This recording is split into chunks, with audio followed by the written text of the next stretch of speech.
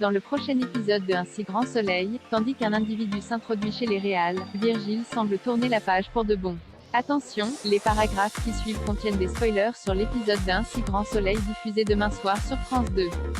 Si vous ne voulez rien savoir, ne lisez pas ce qui suit.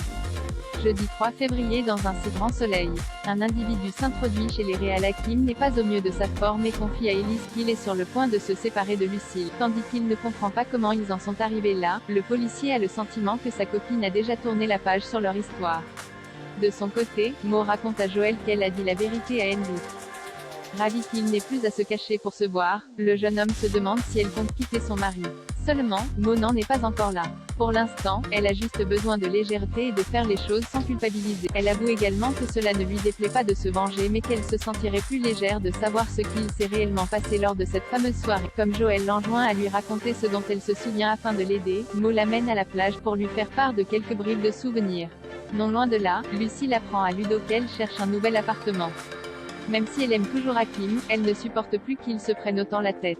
Pour sa part, le soigneur trouve cela triste et explique qu'il a l'impression que ses amis ne font rien pour arranger les choses car ils sont trop fiers pour faire des concessions. Des mots qui ne plaisent pas du tout à la journaliste qui estime qu'il est mal placé pour lui faire la leçon sur sa vie sentimentale. Pendant ce temps, Claire, Yasmine et David se rendent aux obsèques de Jérôme. En déambulant dans les allées du cimetière, l'infirmier questionne ses collègues sur le moral de ce dernier avant son décès. Selon Yasmine, il avait le moral, d'autant qu'il lui avait raconté avoir passé un bon moment en faisant la fête avec des amis. À la fin de la cérémonie, David retrouve Mo et Lucille en ville. Avec la disparition de Jérôme, Mo craint qu'ils ne se souviennent jamais de rien. Lucille leur propose alors d'aller voir un hypnotiseur. Au même moment, les trois amis sont loin de se douter que quelqu'un les espionne au loin.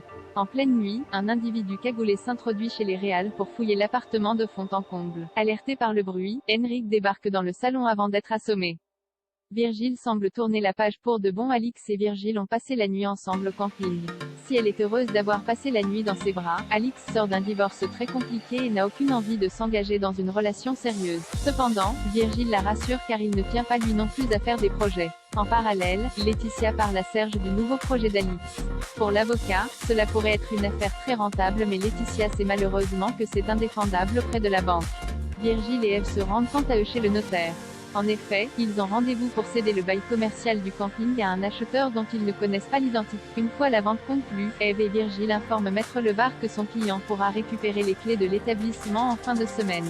Lorsqu'ils sont ensuite seuls, Eve questionne Virgile sur l'appartement qu'il a trouvé. Après qu'il a lancé qu'elle n'avait pas besoin de faire semblant de s'intéresser à lui, Eve affirme qu'il est l'une des personnes les plus importantes de sa vie et qu'elle se souciera toujours de lui. Malgré tout, Virgile met fin à la conversation en lui demande de prendre soin d'elle. À proximité, Ludo décline l'offre d'Alix en précisant qu'il a tourné la page. Comme elle a besoin d'argent, il lui propose un boulot administratif au zoo.